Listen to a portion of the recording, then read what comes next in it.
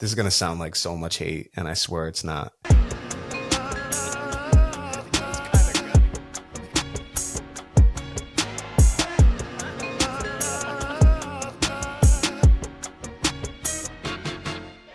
Welcome to the Warner Brothers podcast. My name is Keenan, joined by my brother Kyle, joined by Timmy. Timmy, it's great to have you back. Obviously, we had to do one when I was in Vermont without you, unfortunately. But how are you doing? Kyle, how are you?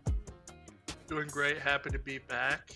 Ready to get into this. Yeah, it's been like 3-ish weeks for you. It has. I think it was two weeks off. 3 weeks ago was the last time I recorded with you. So about 2 weeks off. Had to get himself situated in life. Kyle, how are you doing? Ready to talk ball. Absolutely. So I've just got a quick question for you guys. Obviously, we had a couple big moves in the AFC East over the last 24, 48 hours. We got Amari Cooper heading to Buffalo, and then you've got Davante Adams heading to New York. His hamstrings magically healed. We don't know why. Don't know what happened there. Just overnight when he was in New York Monday night, you're like, yeah, we'll heal this thing.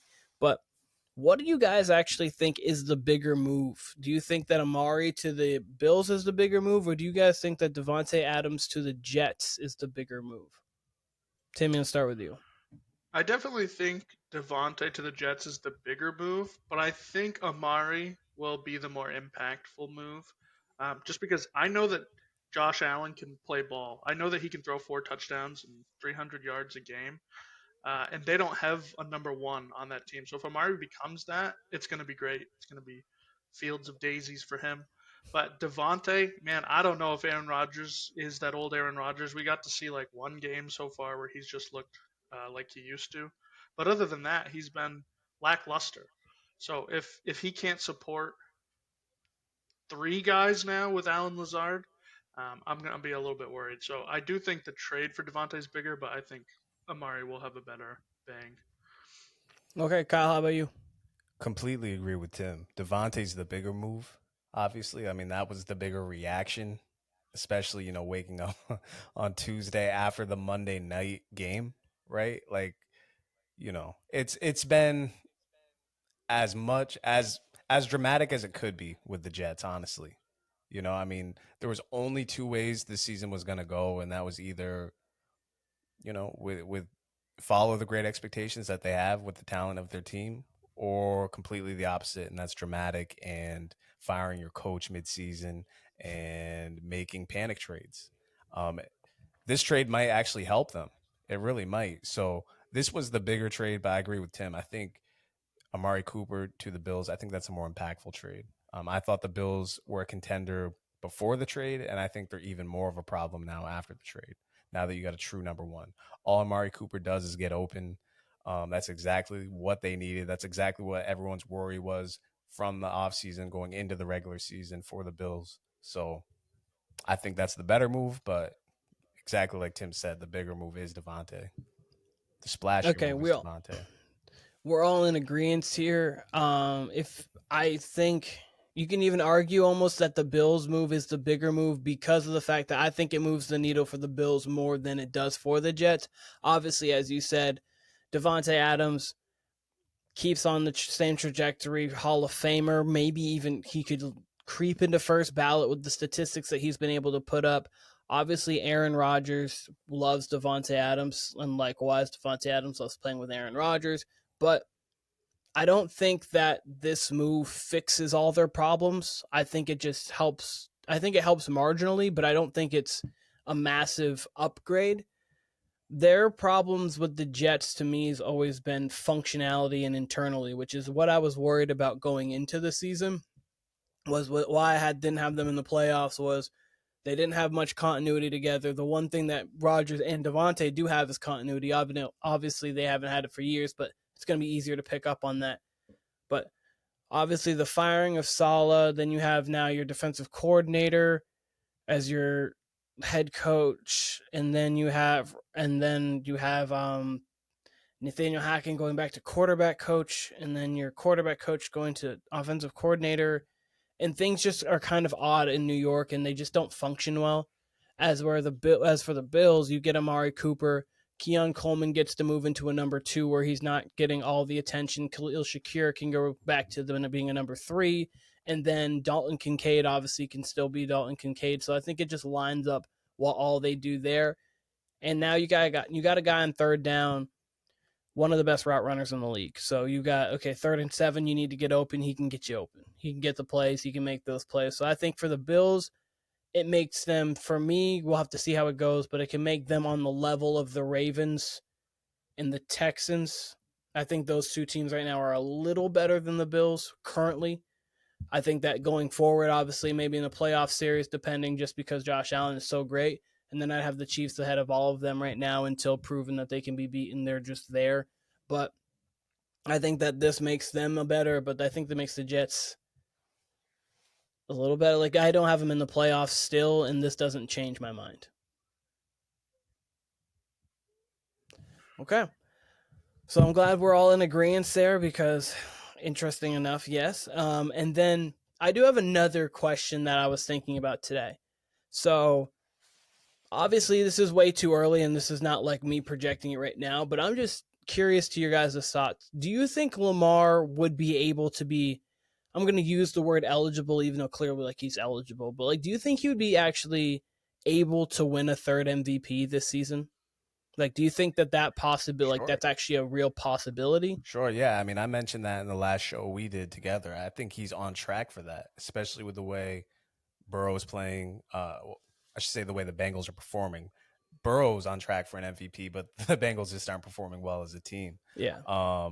Josh Allen, his stats are right there, but probably not as explosive as Lamar's, right? The record started off well. He's been the best thing for him is he hasn't turned the ball over via interception yet this season, which is really good for him. But sure. And Mahomes is the favorite for MVP right now, but he doesn't have the stats clearly. So that would just kind of be a sucker bet in my opinion. I don't think he's going to get any more explosive really this season. So really, it's still really early, extremely early. But, you would have to put Lamar in there. You'd have to put Jaden Daniels in there. Stroud, obviously, with their record. But I think Lamar is, like, right on track. If he continues to play like this the rest of the season, they continue to win, which you would expect. He's going to be, top 3, top 4 for sure. At this rate, for sure, top 2. It really depends on the optics and, what the records are. But he's right on track. All right, Timmy, what are your thoughts? I think he can definitely win it. We've definitely seen back-to-back MVPs. I don't think it's crazy to give a back-to-back like that, especially if he is playing well and they're winning games. I think he probably won't win it, just because if they keep up the pace they're at right now, then they're going to have an MVP and an Offensive Player of the Year, because Derrick Henry's going to have 20-something touchdowns by the end of the year. Yeah, and he's on pace for like just a tick under 2,000 yards rushing. Yeah. So if that's the case, it's kind of hard for them to give the 2 awards on the same team like that. That would be crazy. It would be great to see. But it is a little too early for me to say he's going to win one. But he can definitely, he can 100% win a third one here. It would not surprise me at all. Yeah, so statistically in like play-wise, I think he's obviously on board to win. Like, he could win a third one. Like, I don't think it's crazy. I just don't, like, Kyle, you'll know, obviously, Tim, you don't watch the NBA as much, but Kyle, you'll know kind of, because obviously it's a media voted thing, and sometimes sometimes what happens in the playoffs and what happened in previous years can affect your future MVP. And and also getting another piece, like when, this is obviously not the same exact comparison, but when like Steph got KD, or when LeBron went to Wade and they got those years, it would have taken a lot for those guys to get the MVP, especially kind of when both of them are being great. Yeah. But like, at the same time, you can win it, because obviously LeBron in the second year, Wade wasn't the same kind of player. LeBron did win MVPs there in Miami. Obviously, it was very, but like Steph and KD, it would have taken that extra, like he would have had to be far and away the best player on that team, because both of them are taken away from it. So I think it might be that, and then your playoff, like you lost to Mahomes kind of narrative, because I know people will use that too. Like with Embiid, they've used it like going forward. I think the kind of thing. difference between NFL and NBA, the NBA, whether it's fans, whether it's media, everything to do with the NBA is much more toxic and much more over dramatic than the NFL. And that's crazy to say because the NFL is king, obviously, in America, but even still, NBA It's good media, drama to bad drama in a sense. Like it's toxic drama where the NFL is just like reality TV show drama. Like it's just like anticipation drama. Like everything. You at least have the excuse with the NFL that you have 17 games and then playoffs. Like you really can go week to week with your opinions and this and that in the NFL compared to the NBA where it's several months and voter fatigue is a real thing. So no, in the NFL, I mean, we've seen it in the NFL, back-to-back MVPs, deserved MVPs, and people really do draw a line between the regular season and the postseason compared to the NBA, where they will carry everything. NBA MVPs, I don't want to say it's a joke because they often, honestly, compared to both leagues, I honestly do think they get it right. I would say, 98% of the time. I mean, I would have liked to have seen last year when it was really up in the air. I mean, we talked about this a ton. I think maybe a position player deserved it as much as a quarterback. You know what I mean? I don't think. I don't think McCaffrey could have been there. Even defensively, TJ Watt was not that TJ Watt was kind of there, but I wouldn't have even been like the worst mad. I mean, the sacks right there. They got the team to the play. I mean, they're not in the playoffs. They're a completely different team with that TJ Watt. No, and I think last year, Lamar won it and Lamar deserved it, but I think 5 or 6 other players were just as worthy as him. You know what I mean? I was kind of upset with that. And same with the NBA last year. I thought Jokic technically deserved it, but I thought, 3 or 4 other players probably deserved it too. So I thought it was kind of lazy. I think both with Luka. Right. I thought it was kind of lazy voting on both parts of the NFL and NBA last year. And the NFL in general, I hate how the MVPs turned into a QB award. But the way Lamar is playing right now, he would absolutely deserve the MVP this year. Not that he didn't deserve it last year, but again, I thought last year, last year was a year where a position player could have won it aside from a QB. I think that he last year kind of won it by default, and I kind of think Jokic did the same thing. But like Jokic in a different sense, because Jokic obviously is going to put up Jokic numbers, but he didn't do anything more special than what Jokic does. And it was like Embiid, because Embiid took his game to another level. The Sixers were winning games at like a 76% clip or something like that, and Embiid was 35 and 11. And it was one of those things where it was like Embiid's great. Then he got injured, and it was like looking around the league, like, okay, the Mavericks aren't in the position right now that they ended the season in. I guess it's going to be Jokic halfway through the season, and then it just stayed that. It was never people just don't they don't change that. They'll run with narratives more so. And that was more so the point that I wanted to kind of bring up with it, because obviously when you just strip away anything, Lamar's playing at MVP level. He's playing at MVP status. It was more so do you think the narrative, the losing to Mahomes last year and not looking the greatest, do you think that could affect him possibly trying? And then Derrick Henry adding there too with how he's do you think that could possibly affect it? Because I know in the NBA, there's a true chance that could affect it. In the NFL, it is different. I wanted to see what your guys' opinion was on that. Yeah. No, NFL just has truer media. I'm not to knock the NBA media, but I mean, it's just, yeah. I won't go any further. NFL is truer media, and it's honest media, and they have a true difference between regular season, postseason. Again, my only gripe with the NFL would be that it's a QB award. That's really it. Yeah. They should really they should really rename the MVP award to the Bart Starr Award or something like that. Right, name it after a professional quarterback that was great. Peyton Manning Award. And then exactly the Manning Award, whatever. And then you have Offensive Player of the Year, and that's just skill positions, no QBs. That's how they should do it, because it's not an MVP award. It's who's the best quarterback that led their team to the most wins this year. And so I have 2 more questions kind of based around this MVP thing. One was a quick thing. Timmy, you had Jared Goff before the season. Obviously, he didn't start the season well. You feeling okay about it now? He can just win it. Obviously prediction-wise, yeah. He can win it 100%. I was kind of expecting a slower start, but he started slower than I expected. But He could definitely win it. Yeah, when you go 100%, 100%. He's got more receiving touchdowns than like a bunch Travis of wide Kelce? receivers. Yeah, exactly. He's got more receiving touchdowns than Travis Kelce. It's a hilarious thought. But okay, so I wasn't sure. I was just asking about that real quick, and I'm going to pose another thing. Patrick Mahomes playing right now his worst football that he's played in his career when you're going just to him statistically. He's worse than Trevor Lawrence right now. 6 touchdowns, 6 picks, 88.9% completion percentage. And then you have Trevor Lawrence, 8 touchdowns to 3 picks, 89.2. So he's playing at Trevor Lawrence level right now.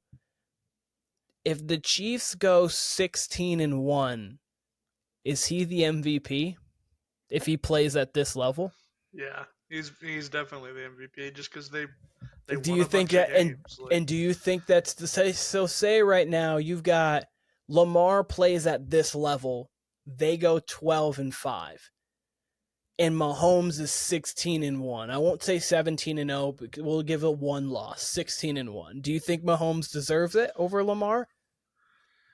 I think it's going to cause a riot. I really do. I don't think I would vote for Mahomes just because, like we've said, it is no longer like the MVP. You got to give the MVP to like Andy Reid or something because he's not doing enough to win them games. They're just making the most out of their situations. Pretty sure like all of their games have been 1-score games. They don't blow people out anymore. Exactly. They can't blow anyone out. They can't drop 30 on anybody. They're going to score 18 to 26 points, and they're probably going to win by a field goal. They're a glorified Pittsburg Steelers team right now because essentially they have the guy who's going to make the play at the end of the game. For real. But other than that, they're kind of like the Steelers where they run it. They cannot really make explosive plays. But I was just curious because that's an interesting conversation. Do you think he can win it? Yeah, I mean, not only can they not score 30, like Tim said, but I believe every game they've played, their scores decreased. So if the exact situation happened to where the Chiefs go 17-1 and the Ravens have, an explosive record, but they don't got one loss, 16-1, whatever. It would all depend, if Mahomes, this is going to be a wild ass comparison, but if Mahomes had something like, the Tim Tebow type run where he's saving everybody in the fourth quarter, then yes, he would get real momentum. But if it was clear and he was really being like what he is right now, which is almost a game manager, right? If it was that case and Lamar had explosive stats, it would be a really close vote. It probably would be. Talking about this Chiefs team, I don't see them, getting less than 5 losses this year. I mean, I think I've kind of alluded to this in past weeks. I think it's only a matter of time, right? I mean, they got the Niners this week. They got the Bills on their schedule. I believe they got the Texans on their schedule at some point. Like, they're due. They can't go on like this forever, right? With these 1-score games, winning by defense, winning by Mahomes being mediocre by his standards. But we'll see. We'll see. I don't believe they're going to keep it up this way, but I mean, they very well could. If any team could, it's them, but I don't believe so. No, I don't. See, I mean, I had them probably 13-4 to 14-3 because I thought a few of their losses was going to come early. They have obviously they could lose a surprise game, but it's tough because if you think, all right, so he has 4,000 yards, 27. We'll just say he had literally his last year's stat because I don't think he's going to be a 1 pick to touchdown ratio where it's 6-6. But his last year's stats, 4,100 yards or 4,200 yards, 27 touchdowns, 14 picks. That's 2004 Tom Brady numbers. Or not even that's 2002, 2003 Tom Brady numbers. And then obviously you have Lamar say 5,200 yards total, 38 touchdowns total, less than 10 turnovers, 105 rating. It's going to be really hard to differentiate between that. But it's going to be great because you'll have to have the race because within that too, you have to think say he has like a big play and goes toe to toe with Allen and then beats Allen in the big game, but his statistics aren't always there. So like those moments will kind of stick out too. So what you just described is exactly what the early part of Brady Manning was. Brady was getting all the big wins. Brady was having all the team success. Manning obviously was having big team success too, but Manning had the bigger stats, the more prominent stats, and Manning got the MVPs at the end of the day. So again, I mean, if it was Mahomes getting, like, if he was the reason they won, like if they were winning a lot of one-score games due to him having game-winning comeback drives, 2-minute drill type shit, that would carry some weight. But if it was maybe more so the defense and, maybe them playing ahead and, Mahomes kind of treading water type thing, and then Lamar was having the explosive stats and the losses were close enough, right? 2 losses to 4 losses, something like that, I think Lamar would get the nod hypothetically. But, if Mahomes stays at this pace, he will only win MVP if he has 1 loss or 0. 2 or more, unless like the Ravens have like 6 and that's the next best team. Like it would really take like such a discrepancy in the loss column for Mahomes to be like, okay, he was a part of this. But even then, it would still look weird. It wouldn't look weird that Mahomes has 3 MVPs. It would look weird that the year that he had MVP was this one and not like one where he had 38 touchdowns. I think he had a 40 touchdown year. He didn't win MVP, or a 37 touchdown when he didn't win MVP. I was like, that's weird. But, that's the NFL, and that's why it's nice to live in the moment rather than just be able to look at stats. But those are the few questions I had because I thought that was interesting just to think about it, because a little thought exercise while we're going through. But Timmy, I know. Sorry. I was gonna say, who knows? Like, I know McCaffrey had a crazy season last year, but if Henry really does keep on the pace that he's on, he's really gonna have a real argument. Like, he's gonna have. I think it'd be between 2,000 and 20 touchdowns. Like, you're going to have to at least give him some first place votes if he doesn't. You could argue it right now, if I'm going to be quite honest with you. Like, if you think of all these games, obviously, I'm not trying to take anything away from Lamar's been. That's the thing. If Lamar's been arguably the best quarterback in the league right now. With the passing touchdowns, maybe, but he's throwing the rock as well as he's running the rock. And he's playing great. Playing great. He's been. It's for just singular quarterback play. It's been him. It's been Burrow. It's been Jaden Daniels for your 3 really best guys. Obviously, Sam Darnold has played very good. Jared Goff as of late has played very good. CJ Stroud's had some games. So there's been other people. Josh Allen, I have to say too, 10 touchdowns, no picks, and then 3 rushing touchdowns. I got to give you credit for that. But Derrick Henry. Who closed the game against the Bengals? It's Derrick Henry. Who closed, when you're looking at some of these games, who pretty much won the game against the Bills? That first 87-yard run really just took the wind out of the sail. When you look at some of these games, you're like, oh wait, this is kind of Derrick Henry's been closing out games. Not that Lamar has he's deferring more so than this. Derrick Henry's been doing his thing. So I think that could be a really fun race between teammates where it's okay. Derek, if Derek got to 2K, 15 plus touchdowns, and then what if Lamar's I got 5,000 total yards and 40 total touchdowns? I would even be fine with co-MVPs for both of them if they did that in the same season.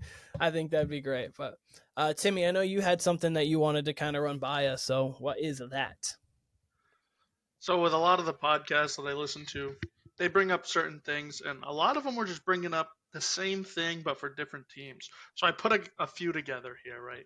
This little segment, we'll call it frauds or not, maybe fraud watch. You tell me, I don't care. Fraud watch. So 2 teams. Yeah, exactly. I was thinking that earlier, but it's hard to call a lot of these teams gods right now. 2 of these teams I think are frauds. The other 2 I don't. But I want to get your opinion. So we'll start with the teams that I don't think are frauds. So we've already talked about one of them, the Houston Texans, currently 4-1 right now, I believe. Their 5-1, I think. 5-1, sorry. Yeah, they haven't had a bye yet. 5-1. Their best win came against Buffalo, and it was a great win.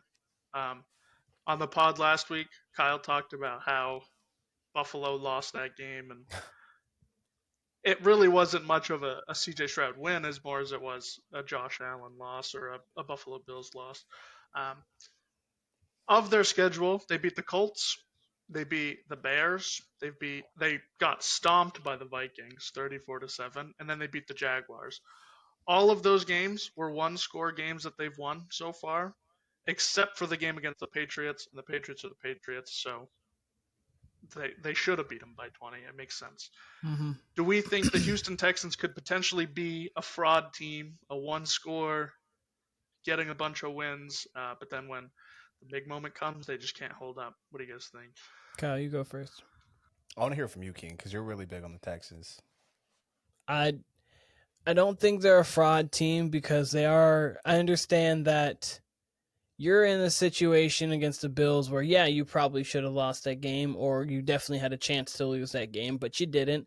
And that's on, as much as that's on the Bills, that is on you. You did have to make the kick. You do have to do those things to win the game. So I think that they're a young team and they're still learning how to win games because obviously last year, this is a whole new regime. And last year they had success. They got to the divisional round. And obviously it doesn't just take one playoff run to now make you like, oh, okay, well, this team is now a perpetual, like, it's like the Bills where they're just perpetually in the playoffs where they know this thing. So they're a younger team learning, but as they're learning, they're winning.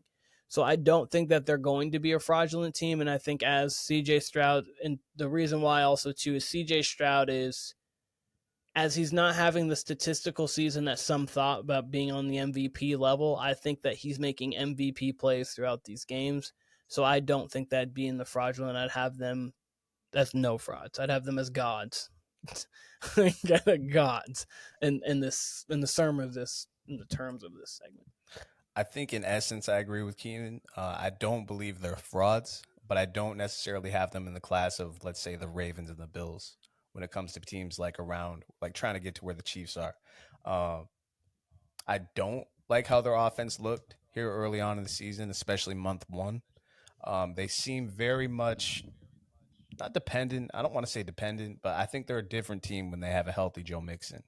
And then even when they had Joe Mixon, they were more reliant on him when they seemed to have a balanced offense in general, but you would gear that offense more so towards a passing offense. And I liked when I saw that against the Pats. I liked when I saw that against the Bills, where they really went more pass heavy than run heavy. So yeah, I mean, the thing with Stroud, like Keenan said, he looks good in these moments when it's like 2-minute drill. When you need a score, he's going to get you there. He's not going to turn the ball over. So the fact that they're getting wins, specifically like we mentioned that Bills win, you get a win like that when maybe you shouldn't have won it, or maybe you should have went into overtime, shouldn't have won in that manner, right? You're still 5-1 at the end of the day, and you're going to have more confidence with that extra win going to the playoffs than if you lose a couple of those games. Like the Bears game, that was an ugly game that maybe, they won it, but I mean, they didn't really outplay the Bears either. No one really deserved to win that game. That was an ugly ass game. But at the end of the day, they won it, and they still only got one loss on their record. So I don't believe they're frauds, but I still would have them a level below, as of right now, the Ravens and the Bills. Gotcha. I think they're teetering. I think they're in between. They're definitely not a fraud right now because they've pulled these games out, but I think we could see it similar games to where the Vikings games where they just get either blown out or they just get outclassed. And we talked about this before the season even started. This team was full of expectations this year. They so far they haven't lived up to it. It's been kind of Joe Mixon. Nico was great. Nico's now on IR though, so that hurts them. So And I'm in between. And that's a great point. Like I definitely see them falling back here without Nico because he was playing like the top receiver in the league before he went down. And there was a distinct difference when he went down just in that Bills game. So, and yes, I also agree with you guys there in the sense of they've looked different when they haven't had Joe Mixon, when they haven't had Nico. They really haven't had both of them for multiple games. They had it for week one, and then Joe Mixon went down, and then Nico went down, and that's kind of been, or because week two, Joe Mixon left halfway through that game, maybe even earlier. So they really haven't had it for a lot of snaps this season. So it's a testament to them that they're winning games because obviously, and regardless of how you're winning them, they're still wins. You're still 5-1. So like You're still the seed you're supposed to be. You're still leading your division as you are. You're still challenging the Chiefs right now for the 1 seed. You are in the second best roster record wise in the league, not in the AFC. So that matters. So that's good for them, but at the same time, there are levels that they can get to, I think, and I think that's why I don't think they're frauds, because I do think there's another level they can get to, and they're winning games without being at that level yet. But we'll see too, because you will always have your best players always, and they play a Packers team this week that's looking like they're humming right now. Obviously, they're playing good football. They have a Colts team, then they have the Jets, which will be interesting. Then they got the Lions there too. So over the next month, they've got a few tough games that we'll be able to see, and kind of there'll be some nice tests for this roster. Even without Nico Collins, they should be able to win a couple of those games, and we'll see what they are. Packers is going to be a great test, and I just want to say this will be the last time I mention this. They should have an asterisk with their wins and losses just because of the whole Sean McDermott, let's go for it inside our three straight times. Because that was a win on a platter for the Texans. But we have our share of dumb wins and losses in the NFL every year. But absolutely. We'll have them every year. We'll have them every year. Timmy, what's the next team? I think I already got your answer from what we just kind of spoke about. Keenan, you actually just brought them up, the Packers. I get it. They didn't have Jordan Love for 2 games. Was it 2 or 3? I'm not positive. They played the Colts and they played the Titans. They managed wins in those games. And those, hat off to LaFleur, outcoached him, was able to take whoever the backup was that they just traded for. Malik Willis and win some games. So that was great. But week 1, they lose to the Eagles. And currently, I don't think anybody on this podcast is very high on the Eagles right now. I think they're kind of a middle of the pack. They're not the Eagles from 2 years ago, and the defense looks terrible. So there's that. I'll take out the 2 games without Jordan Love. The Packers played the Vikings. They lose. They played the Rams. They win by 5. The Rams were decimated. They didn't have anybody. They had Kyron Williams. That was their best player on the field. And they only win by 5. And then last week they get a pretty good win against the Cardinals, but the Cardinals have been like an extremely hot and cold game. Weekend, they're competitive, they're going to win the game. The next week, they suck. They can't get rolling at all. So I'm assuming you guys are going to quickly shut down the frauds here. And I don't believe that they're frauds either, but I do want to hear your opinions. I think that I don't think that the Texans are teetering. I would put the Packers more so than that teetering than I would the Texans. And I think these are 2 pretty similar teams, actually. I mean, obviously the Texans have more like star power. It's like Nico has truly made himself into a star. You've got obviously Stephon Diggs, Tank Dell. Hopefully he can get back to what he was last year playing well, Joe Mixon. But on the other side, you do have Josh Jacobs. You have a really good offensive line. You've got Jordan Love to CJ Stroud. Obviously, Jordan Love's been in the league longer, but 2 very young quarterbacks in their playing experience in the NFL. Jaden Reed is showing himself to be a star-level guy. He's a very dynamic player. Christian Watson can get behind the defense. They got Dontavius Wicks. They've got Bo Melton. They've got Romeo Doubs. So they got a lot of people. And then when it comes down to it, too, when you have an elite coach, which Matt LaFleur is an elite coach, and then defensively they're good defensively. Sometimes they can. Jair Alexander needs to stay healthy because that's obviously something that will help him out. But teetering a little bit, and with them too, it's a little tougher because as the Houston Texans have the Jags in their division, they have the Titans in their division, and the Colts in their division. So they naturally are going to win the division unless some divine something happens. They should. The Packers could be the 4th team in their division realistically, and it would make sense. So they're a little bit more teetering to me because I think they need to play good football quicker. And I think the Texans have a little bit of time to figure out what they need to do. So I'd have them a little bit more teetering, but I don't think they're like frauds by any means.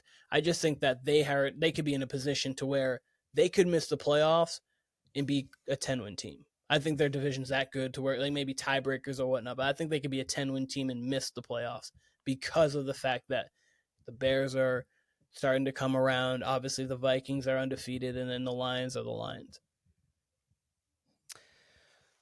Yeah, not frauds. In my opinion, not teetering.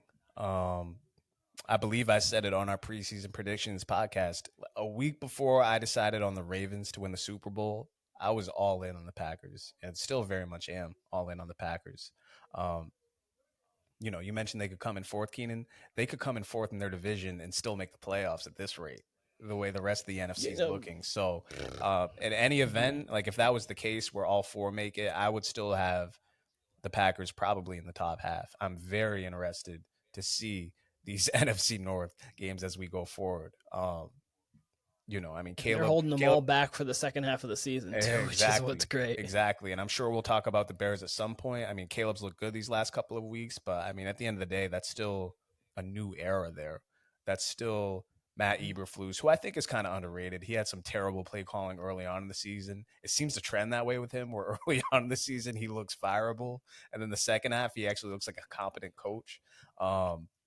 But that's to say I have more trust right now in the Packers than the Bears. I have more trust in the Packers probably than the Vikings at this point.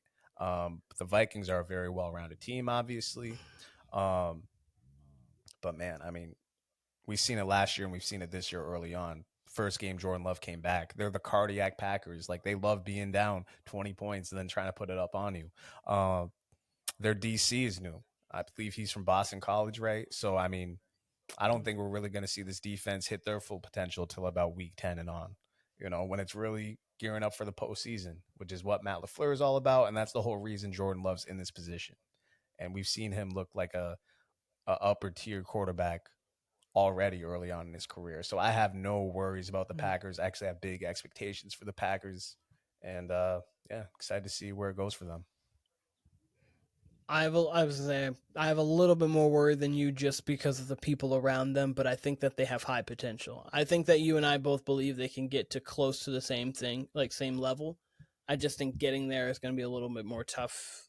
I have a little bit less faith in them getting to that level than you do, which is fine, but because I don't think you're wrong for thinking they can get to an elite level like they are. One team still has Darnold as their starting quarterback, and one team just lost Aiden Hutchinson, so it makes it just that much easier for the Packers, but we'll see. No, absolutely. We'll see. True. For sure. They have a better chance, and then one has a rookie quarterback who's only played 6 games and has only played good games against bad teams. So you're right. That's for sure, but at the same time, we'll see. That's why the NFC North is now the best defense, the best division in football, and that's not really close. Fun fact about that, currently the Packers in point differential are number 4 in the NFL for points scored versus points allowed. Do you know where they rank in their division? 4th, I believe. 4th. That's crazy. The top 4 differentials are all in their division. You arguably, if you take out the Chiefs, you could that's 4 of the 7 best teams really almost in football at the moment in time. Like, it's the Chiefs. I would say probably the Chiefs, Ravens, Bills, Texans, and then the NFC East or the NFC North. Because the 49ers the 49ers have to be within that conversation. The Bucks are playing well enough to be around that conversation too. But I'm excited to see who you think is a fraud, because you have 2 teams you think are a fraud. Who's it? We got 2 teams that are definitely frauds in my mind. We'll start with one. I'm pretty sure you guys could have seen this coming from a mile away. The Pittsburg Steelers, currently sitting at 4-2 as well. Week 1, they beat the Falcons. Okay, it looks like a good win. So much. I really do. It's so fun. I think Mike Tomlin's got to go. And here, we'll talk about it later. Don't worry. Don't worry. Just got racist here. You hate That's crazy. The Steelers so much. And it's hilarious every time. All right, get this. Let me break it down for you. Week 1, they beat the Falcons. We talked about the Falcons. They looked terrible on offense that game. That was the whole... Kirk no ACL. Exactly. Yeah, he gained his ACL week 2. Kirk was not moving. They were like, do not move. You don't get to take a step drop, 2-step drop. I don't care. None of it. So they beat them. They beat them by 8 points. Okay, so 1 score. Week 2, they beat the Broncos 13-6. That's pretty bad. You scored 13 points. We get it. The Broncos defense is pretty solid, but it is the Broncos. If you were a true contender, hopefully you'd put up 20 something on them. Mm-hmm. Then they play the Chargers. Justin Herbert gets hurt in that game, goes out. They beat him 20-10. Sure, solid. Next week they lose to the Colts. They lost to the Colts. The Colts are a questionable team. It's really hard to bet on them. I feel like they're better with Joe Flacco. Pretty sure Anthony Richardson played in this game though. Not positive. Then they lose to the Cowboys by 3 points, and we see what the Cowboys look like this year. I almost put them in this. I almost did. And then they finally beat the Raiders, who look terrible. I think all of these wins, none of them impressed me, and their losses, I'm like, what the hell? Like, they could have beat the Cowboys, and they definitely should have beat the Colts. That was a team that I would have thought they would have beat, but they didn't. So I'm putting them here. I think they're frauds. I think we're going to see it just like it was last year. They're going to squeak into the playoffs, and then week one, they're going to get walloped. They're going to lose 38 to 13, and it's going to be, oh my God, it's the same exact thing. Mike Tomlin did exactly what he does every single year, gets them to the playoffs, and then they lose. Another thing, Mike Tomlin, 0 coaches in his little coaching tree have become a coach elsewhere. Sean McVay, Kyle Shanahan, Bill Belichick, Andy Reid. They've got this huge tree of coaches that have just flourished in other teams. Mike Tomlin doesn't have a single coach that went somewhere else and coached. That's crazy. So that's my take on Mike Tomlin. Sorry to get on a tangent there. But I think they're frauds. What do you guys think? Kyle, do you want to go first on this or you want me to? Go ahead. Okay. If the conversation depends on what we consider a fraud. So, are they championship contenders? No. Are they AFC championship contenders? No. Are they playoff contenders? Yes. So if you want to say, if you think they're anything more than divisional round at best, absolute best, then yes, they're complete frauds. If you think they're just playoff, they can make the playoffs, then I don't think they're frauds. So I guess this depends on the level, because we talked about the other two teams. I genuinely think both teams could make the NFC and AFC championship respectively. Both teams. And if both teams made the Super Bowl, as it would be a little surprising on both sides, I would still be you know what? It could happen. If the Steelers made the Super Bowl, I'd probably put my hand in my I don't know, I'd probably cut off my hand. I'd have no idea. Because between Russell, they can't score. They can't make plays.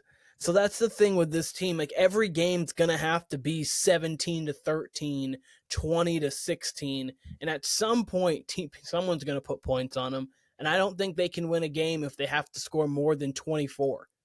I just don't think they can do it.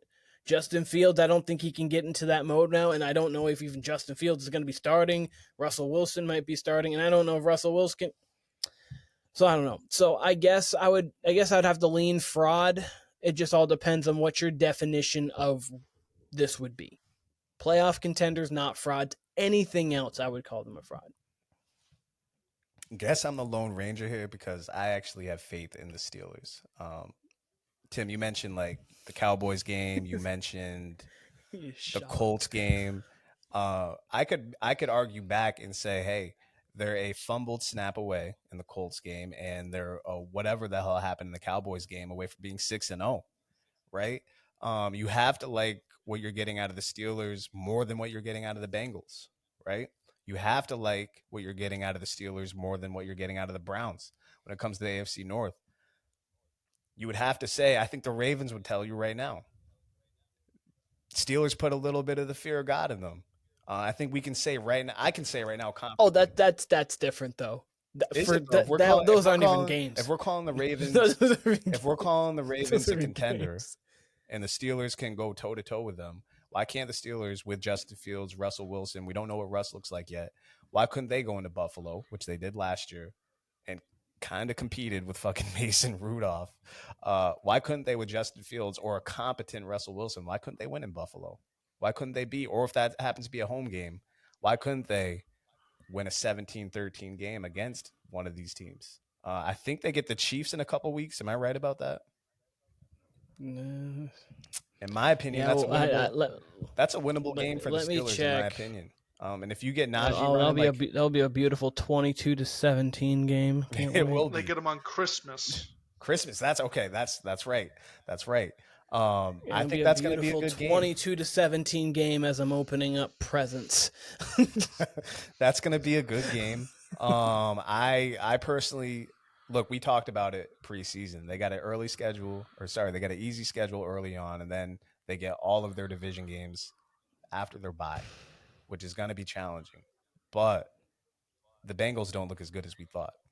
The Browns just look awful. Obviously, who knows if they'll still have Deshaun back there, whatever. But you can at least count one win there with the Browns. You can probably count one win against the Bengals, maybe. You can even say they could get a win against the Ravens. Yeah, and they got. I don't have their schedule right in front of me, but I believe they have a couple easy games coming up here.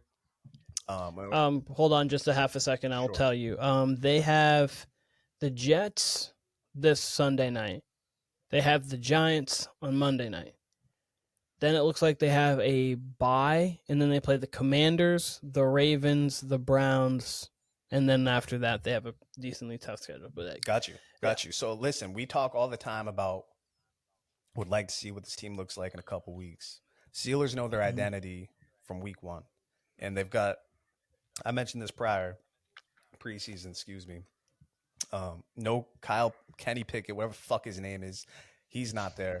All right, we got Kyle Pickett. We got Russell Wilson, who's at least got real history. He's on his last leg here as an NFL quarterback, but they seem to lean on him as the starter. They've said from training camp on that he's going to be the starter. Looks like he's going to be the starter this Sunday. And Fields has played better than he has in Chicago, and I thought he played pretty well the last 6 to 8 games last year. Tim, you talking this about Tomlin, but I mean, your whole career never having a losing season. He to me is in that Mike Vrabel ilk where it don't matter who they have, they're gonna coach it to the best ability, and that to me is the true definition of a coach. Now he doesn't have the postseason success since the Super Bowl, but also, I mean, it goes hand in hand with what he's had, right? I mean, he's not the greatest when he's coaching a talented team, which is weird. When he had the Roethlisberger teams that were kind of flying high and their defense wasn't as good. Now they're back to their real identity, which is defense, run the ball. And that seems to be where he really, really thrives for whatever reason. I do believe in Mike Tomlin. I do believe in the Steelers team. I'm very interested to see how they do against these better teams, specifically the Ravens, specifically the Chiefs. I think they're going to be okay, but we'll be able to talk more about that after we see Russ this Sunday. And last thing I would say about them, they have no help from the receiver position. I think everywhere else they're playing well, whether it's defense, whether it's the line, whether QBs, whatever. They got what they want out of Fields. And Najee, he had a great pass Sunday, but Pickens does not look like a number one. And they're just not getting much out of their position groups when it comes to receivers and tight ends. So that would be the last thing I would say. Okay. So, Timmy, I have a quick question for you, and then I'll give my answer, and then Kyle, I'm interested what you think. Do you have more faith in the Steelers or the Bengals? The Bengals, 1,000%. And here's why. One thing Kyle said was, why can't the Steelers go into Baltimore, go into Buffalo, and win a 17-13 game? Because that's the only game they can win, is a 17-13 game, something like that. That's the only game that they can win. Correct. So as soon as Buffalo's got 25, just forfeit the game. You can't score. You can't keep up. So the Bengals are a team that can do that, that could drop 30 on you. They probably won't at least one of these games that they play the Steelers, but I have faith that the Bengals could drop 35 on the Steelers, and the Steelers won't be able to keep up, even with how the Bengals defense has looked. Timothy. I'm only going to respond because the Bengals, who they just play? They played your Giants, who none of us have expectations for, and they put the Bengals in jail. The Steelers put everybody in jail, hypothetically, when everything's going their way. But as we've seen so far, more often than not, it does go the Steelers' way. You're going to have to play their game. Until we get to the playoffs, and then it does not go their way. You're absolutely correct, though, when you say, like, they have to win this way. The thing is, they have the personnel to do that. And if they happen to get a home playoff game, we'll see. Ton of season left. They could falter. Me, even myself, I forget what I had their record as. It was either 8-9 or 9-8, but I had them slip in the second half of the season. But I mean, they've looked competent. They looked okay, and we just don't know what it's going to look like with Russ. But I do absolutely think they're a team that nobody in the AFC wants to play. I do think they're like a boxer or a UFC fighter who just like takes your will away. You know what I mean? They're hitting you with body shots, and by the time you play your next opponent, you're your lesser self, right? And if they're doing that to you, if their run game's effective, if they're hitting you hard on defense, TJ Watt's wrecking havoc, and then you do get quarterback play, you never know. You never know. A lot of ifs. A lot of ifs, so Kyle, but I mean, I do have a question for you. Stuff we've seen though. Go ahead. I do have. If the Bengals were 4-2, would you have more confidence in the Bengals than the Steelers? Sure, if they were, but they're no, not. No. So my point. That's the thing. That's the thing with the Bengals, though. They have not looked at all competent on defense. No, but you're right, and I'm not saying like obviously they had a good game against the Giants, but the Giants didn't have Malik Neighbors. Obviously they had a fine game against the Patriots, but the Patriots are the Patriots. I mean, they only scored 16 and 7 points in those games, and then other teams moved on them religiously. The reason why I ask is because they are a bad snap on the kick and a 4th and 16 penalty from being 4-2. That is the only reason why I ask. And again, those would be wins against the Chiefs and the Ravens. So that's why me personally, I still have more confidence in the Bengals and the Steelers. But again, me having confidence in that team doesn't mean that they're going to be better, because obviously they have to go play the games, and the Bengals dug themselves a hole. Counter. So like maybe they don't get out of it. But I'm just saying, as you were saying, the Steelers, there's a world that could be 6-0. A 4th and 16 penalty and a bad snap are the reasons why instead of being 4-2 and competing for the lead in the division, they are 2-4, and every game is now a playoff game moving forward. Which happens. Again, it's the NFL. Counter to that would be if Joe Burrow doesn't get a 49-yard rushing touchdown, they probably or could have lost the Giants. They were in position to lose to the Giants. My counter to that would also be all of us, and I would say the football world included, had expectations for the Bengals. Not only maybe, getting to the AFC Championship, maybe not only getting to the Super Bowl, but getting the 1 seed in a tough AFC North. And they've underperformed. Oh, yeah, absolutely. We have a lot of season left, but their defense looks very unserious. Whereas the Pittsburgh Steelers, their 2 losses haven't been because of necessarily their offense. It was, again, that Cowboys game, that was their Super Bowl. I really, truly, to this moment, do not know how the Cowboys won that game. Everything was there for the Steelers. And that Colts game, Steelers were coming back. High-scoring game, Steelers are coming back. Ball bounces off Fields, face mask. I forget exactly what happens after, if it was a turnover, if they just didn't get it on downs. But they were in position to win that game. So the same argument you could use for the Bengals, you could use for the Steelers, who have been more complete thus far. And I don't think that's really an argument. But, I mean, I think even as we sit today with the Bengals at 2-4, I think all of us think they're live for the playoffs, but they're digging themselves a hole, whereas the Steelers are all the way out of the hole, right? We're worried about them post-bye. So, I don't think we'll talk about it Friday, but, I mean, perfect position for them to just pile on the Jets right here. So that could be another way. And to be completely honest with you, too, I get what you're saying, about like that's kind of the conversation with the Texans, where, as we were saying, like the Texans haven't looked great, but they've been piling up wins. So you're allowed to not look great if you're winning, because you can change that. The Bengals have been doing the opposite, so I get what you're saying. I'm not trying to make it sound like you're wrong for that. I was just curious, because they could literally 2 plays away from being 4-2, but that's the NFL, and you can say that about a lot of teams. But they're just 2 specific plays. As of this moment today, I have the right to change my mind if it's week 12, and that's why I'm doing the tiers and all that. But as of right now, I would have the Steelers pretty much in the same boat as the Texans right now, below the Ravens, below the Chiefs, but still, like, they could do it. But again, I'm more bullish on them than the 2 of you. So yeah, because I wouldn't have them next to the Texans.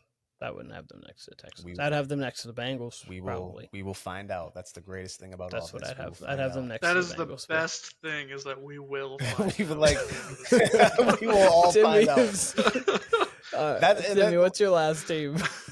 Because you hate the Steelers so much, and I love it. I don't know why I love when people hate something. They haven't even wronged me or anything. I just you have just hated don't them. like them, and it's so funny. I love when people hate something, and you hate the Steelers with a passion. Oh man, Prison ball Steelers. All right, what's the last team? I'm My interested. last team. The Chicago Bears. Keenan was kind of high on this team, kind of high on Caleb Williams. At least had more expectations from Caleb than I think me and Kyle did. Caleb's turned it around. The first 2 weeks didn't look great, but he's definitely come along. He's competent. He's already showing some plays of why he was number one.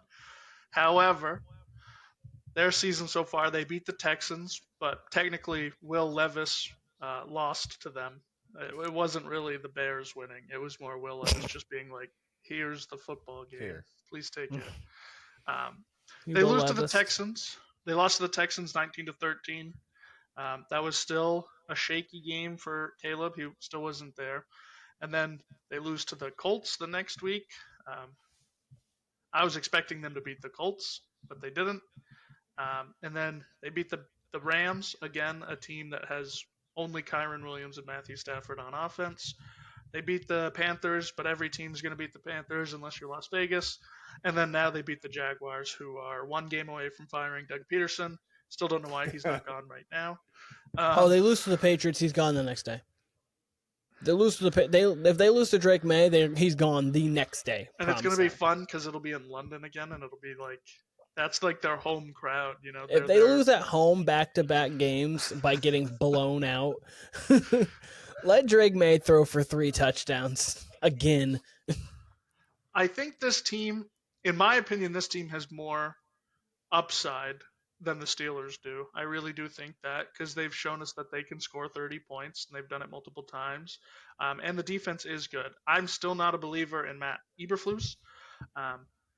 But I think all in all, if you put them together head to head, I think I'd probably pick the Bears to win. But it'll probably be a 18-15 game or something like that. But so I think this team is very close to being a fraud, but I have a little bit more faith than the Steelers. I don't think this team is a fraud, and it's because I think their defense is real. The team that has scored the most points in them was the Colts, and that was 21. Every other team they've held under 20. I think this defense is a very real thing, and this defense has been real since last season. The second they trades for Montrezl Sweat last season, this defense became something very good, and then they added a couple pieces in the offseason, and they became a better defense. And I don't think they're frauds because as the Steelers, and if you want to say the Steelers have a little bit better of a defense, fine, but I think their defenses are both comparable with especially what they do. I don't think their offenses are. I think, and obviously Caleb hasn't played great all season. He's definitely played much better over the last 3 than he did his first 3. So even if I think both of them could have competent quarterback play, if you just go skill position wise, just like it's DJ Moore, it's Keenan Allen, it's Roma Dunze, it's Cole Kmet, it's obviously DeAndre Swift. I know you have Najee Harris, Jalen Warren. Those are good solid backs. You have Pat Freiermuth, good tight end.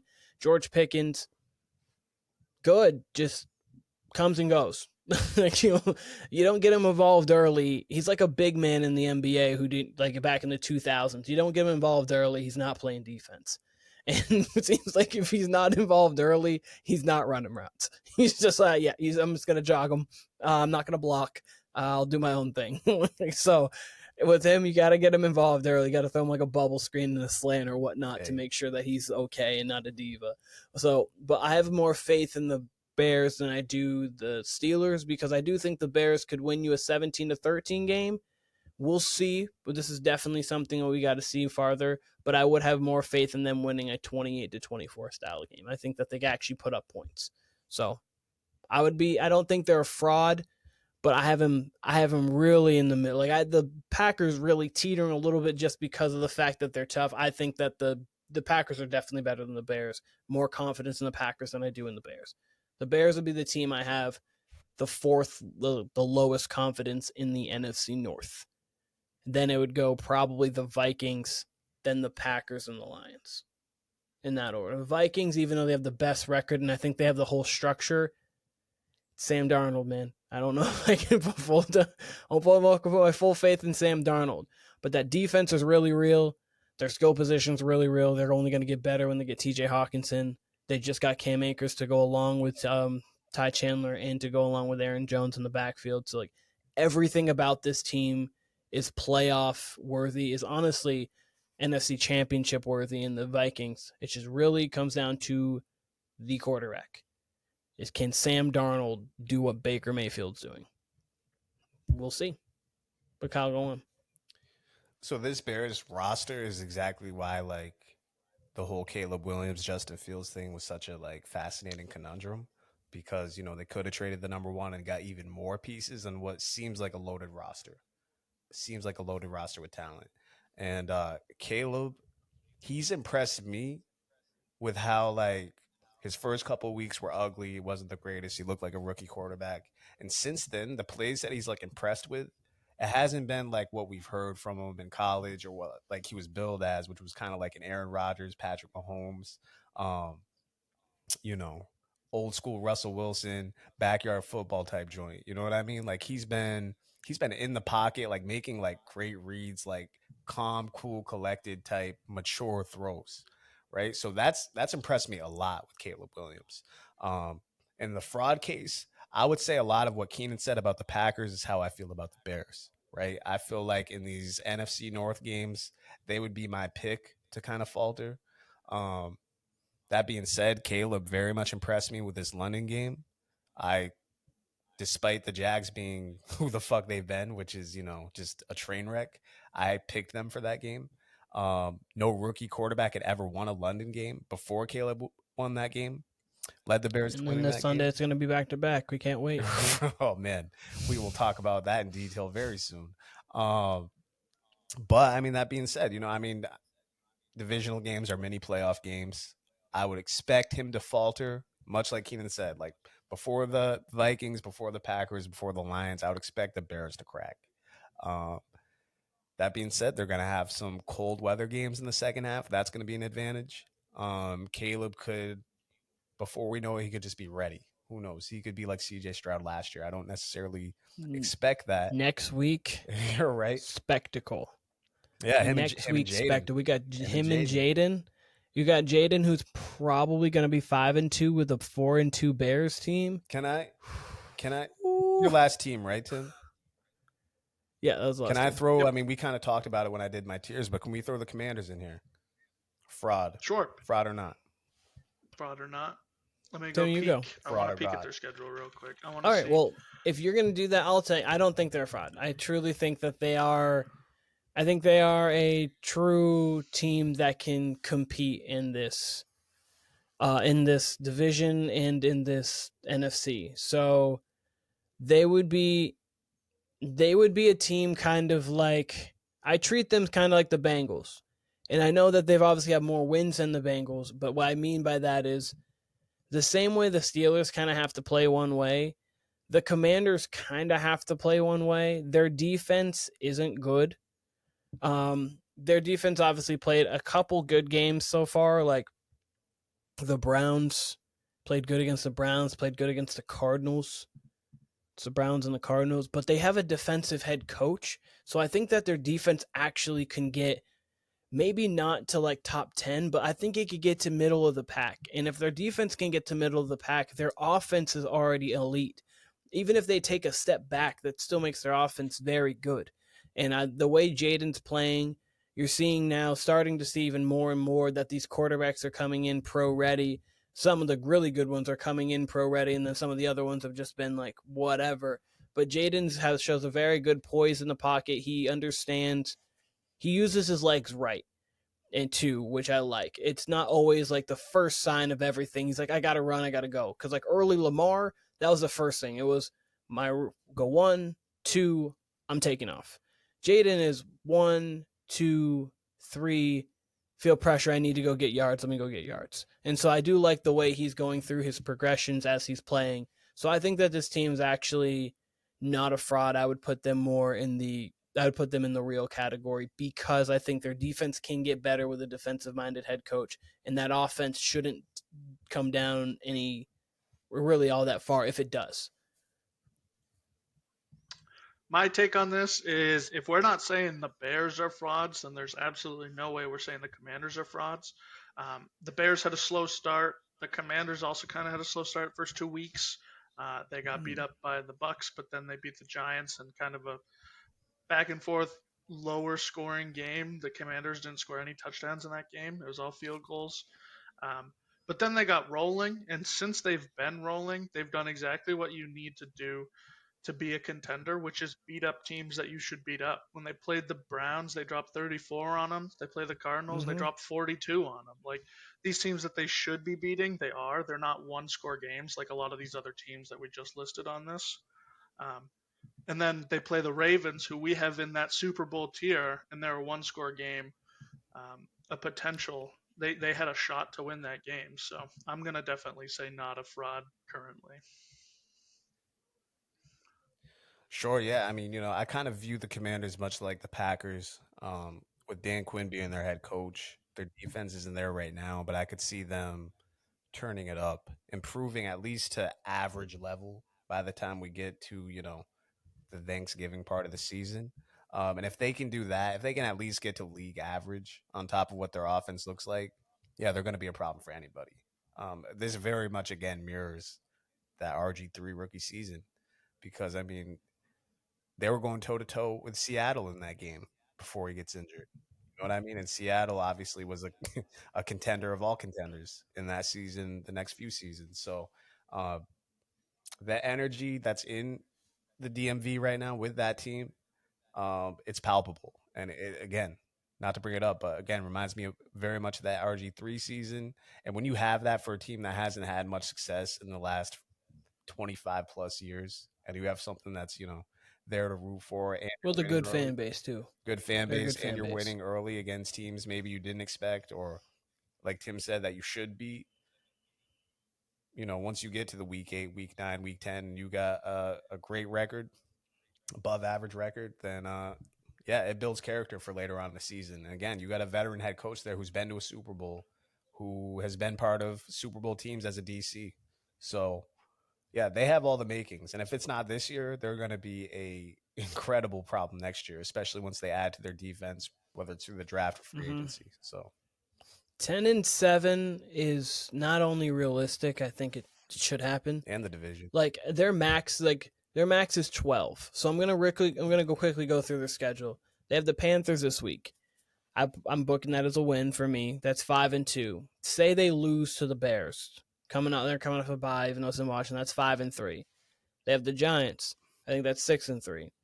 The Steelers I would have it 7-3, even if you have it 6-4. I'm just gonna say, just for the sake of argument, I'm gonna have it at 6-4.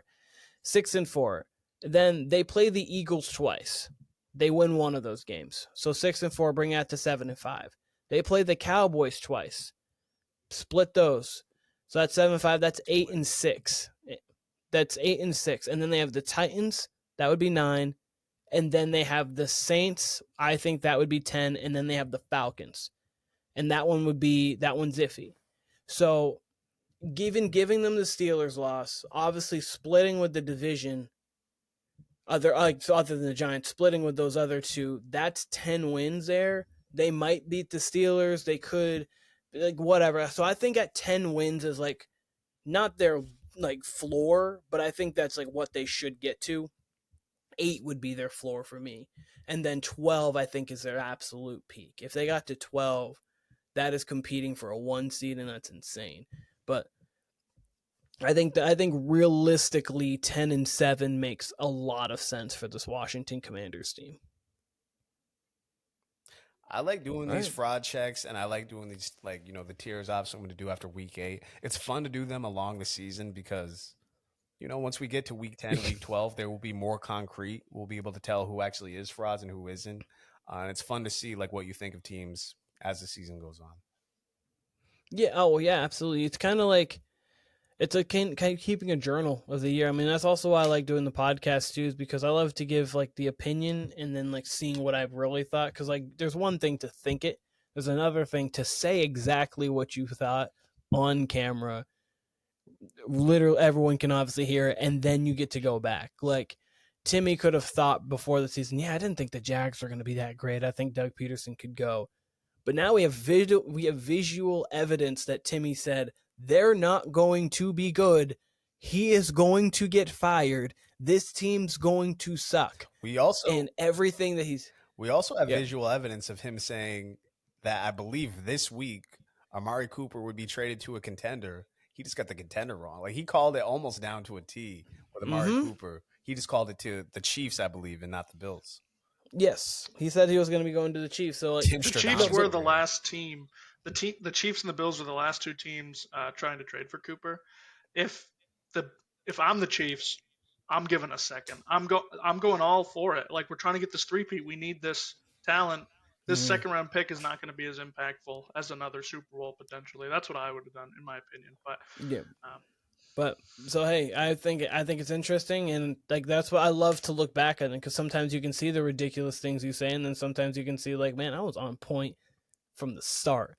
Like, and so it's a really cool thing about this. But yeah, this was good. This was fun. Frauds are gods, whatever we want to call it, but basically fraud watch, whatnot. But unless you guys have anything else, interrupt me if you do. Thursday night football. We've got the Saints, and who is the other team? I'm blanking on it right now. Broncos. Sean Payton homecoming. Give me the Broncos in this game. Give me the Broncos 24-14. The Saints have no Olave, no Rashid Shaheed, no Derek Carr. And this is a weird spot. Like, give me the Broncos 24-14. But they do have Spencer Rattler, who is going to lead them to a 27-20 victory. Saints. Spencer Rattler I believe he was the number one overall recruit going into college when he went to Oklahoma. Cute. I believe so. Baby Mahomes over there. Yeah, that's could cute. Be in the making. I'm actually going to go a completely different route than you guys. I'm going to take the Broncos. I'm going to pick this game 13-6. This is going to be a boring game. This is going to be evident of like. Oh, I did too. An overtime tie. I love it. I think this is going to be similar to the, I believe it was Colts Broncos game from like 2 seasons ago on Thursday Night Football, where it was 9-6 or something. Or it was 12-9. I think it's just going to be right in line with that. Defensive, not a lot of offense. I'm taking it Broncos. I actually don't hate what I've seen from Bo Nix this year. The Broncos know exactly who they are, which is a good thing. And when there's no Taysom Hill, too, that's another person I was thinking of. So it's really going to be Alvin Kamara or bust, unless Spencer Rattler can rattle off some cool things. Hey, but they put up 27 quick on the Bucs in the second quarter this past week. Granted, they were less injured, but they did. I mean, that was like the game. They're going to need. That was a great game. They're going to need to get turnovers to do so, because Baker did give them the ball in that game. Baker gave him the ball. They took multiple times. A punt to the house too. So yep, Shaheed took a punt to the house. He's not going to be there. So yeah, 24-14. The Broncos are going to control this game from wire to wire. I think Sean Payton's going to do what he does best, and I guess coach middling teams to being better than I expect. Sean Payton. Okay. Yeah, and I'm not betting. That's something I'm gonna prepare for you guys, but something I've noticed in the NFL is every single game has some sort of homecoming attached to it. Like the Jets Broncos game was a Nat Hackett homecoming. Like every single game has one piece where they were there at one point, and I'm gonna put it together. I'm gonna show you every single game. It's gonna be a long one. It's gonna be a long one. I love it though. There is a lot of homecomings. All right, that's for sure. There is. I mean, this one we got the Giants. We got Saquon coming home. Got Saquon coming all the way home. But this was the Warner Brothers podcast with Timmy, with Kyle. We appreciate all of you guys. Warner Brothers podcast on TikTok, on Instagram, on YouTube, of course, wherever you're going to be listening or viewing this. We appreciate all of you guys, and we will see you guys all very soon. Yes.